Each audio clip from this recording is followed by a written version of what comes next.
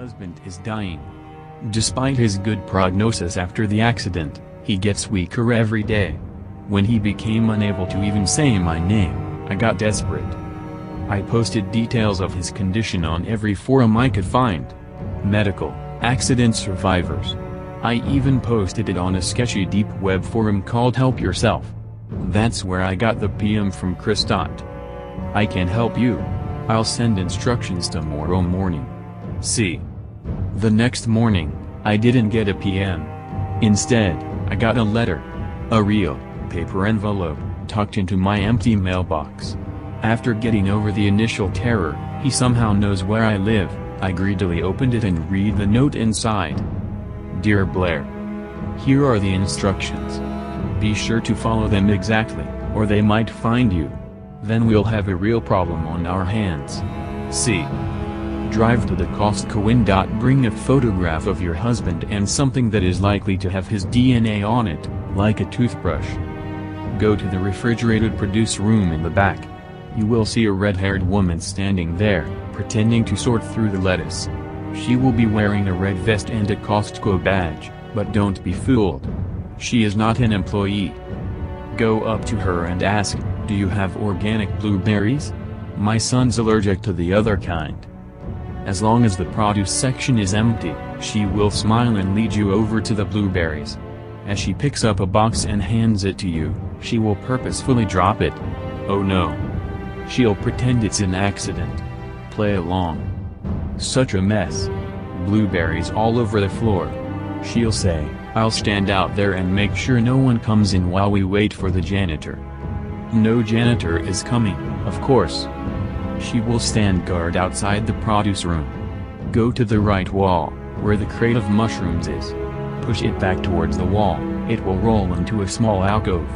Beneath it, you will see a rectangular hole cut into the floor, and a ladder leading down. Climb down.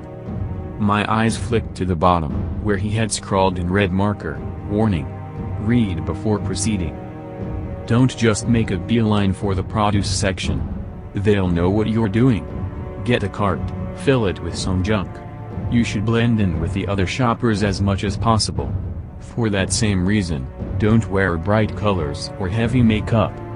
If a short woman with an infant strapped to her chest asks you for help, kindly refuse. She is one of them. If you look closely, you will notice that the infant pressed face first into her chest is a doll. Don't talk to the man at the front of the store advertising flooring. He's not one of them, he's just rude. Don't buy any food from the cafe. I folded up the paper and jammed it into my pocket. I then rushed into the house, grabbed the items he requested, and jumped in my car. With a squeal of tires on the pavement, I was off. It had been nearly a decade since I last set foot in a COSTCO. Everything looked different. Bigger. Emptier. The shelves stretched up to the ceiling far above. A seasonal section of glittering Christmas trees and dancing Santas sat far below. I rolled my cart into one of the first aisles. Napkins and disposable diningware stared back at me. I grabbed a huge stack of paper plates and dropped it into my cart. Thrang, the metal rattled. When I got to the end of the aisle, I turned left. "Excuse me?" I turned around. A pretty blonde woman stood behind me. "Yeah?" She flashed me a sweet smile. "I don't want to bother you, but can you help me get that?" She pointed to a jug of maple syrup on a high shelf. "I can't reach it. And you're so tall." I stared at her, my heart beginning to pound. My eyes flicked down. A motionless infant was strapped to her chest. "No, I'm sorry, I'm in a hurry." But I quickened my pace. The car trolled across the floor with newfound speed. I didn't slow until I'd rounded the corner. Then I grabbed a few more decoy items, some corn muffins from the bakery, a bag of clementines, and arrived at the produce room. When I entered, there she was. The red-haired woman, sorting through the lettuce. I cleared my throat. Do you have organic blueberries? My son's. He can't eat them. I mean, he's allergic to the other kind. Fuck. She gave me a smile and walked over to the blueberries. They're right over here. She picked up one of the boxes. Splat. I watched her walk out.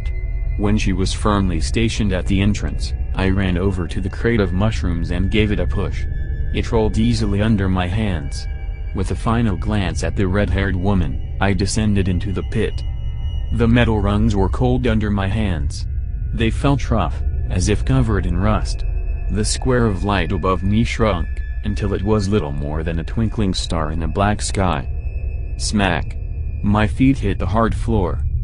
Drip, drip, drip. The sound of water came from somewhere in the darkness, along with a soft rustling sound. I pulled my phone out and turned on the flashlight.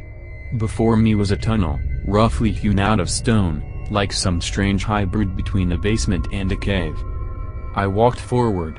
The floor was uneven, so I had to concentrate to keep my footing. The damp walls glistened in the white light. After a few minutes, I found a wooden door set into the stone. I pulled it open, revealing a dark, cavernous room. The smooth walls and rectangular shape looked like that of a traditional basement, but it had a rotten, swamp-like stench to it. In the center was a table. One leg was bent and broken. There was a sheet of paper in the middle. "Leave the items here. We'll take care of the rest. See." I pulled the toothbrush and photo out of my pocket and placed them on the table. I looked around the room, but as far as I could tell, it was empty. The closest thing to a person was a heap of clothes in the back corner. My heart filled with doubt, but I tried to focus on Dan and the happy life we deserved as I exited the basement.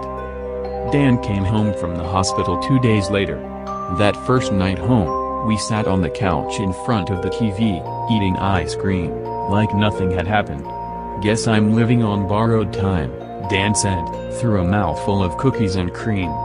"Better make it count." By eating tons of ice cream? By leading a good life? Oh. He smiled at me. I reached out for his hand, squeezed it, and smiled back, but our smiles quickly faded when the news came on. The newscaster was standing outside of the COSTCO. Dozens of police cars were parked around it, their red and blue lights cutting through the night. "Tonight, police found evidence of violent cult activity at the COSTCO," she began. I jabbed nervously at my ice cream. Human remains, belonging to dozens of individuals, were found in the basement. They ranged from a few days to a few years old. Police believe some match the missing locals, but we're waiting on forensics to answer. The most recent one, however, has already been identified. It belongs to 24-year-old Carly Bessinger. A photograph flashed up on the screen. Blonde hair, blue eyes, a warm smile. It was her. The blonde woman who asked me to reach something on the shelf. Security footage shows her walking around the store 2 days ago, alive and well.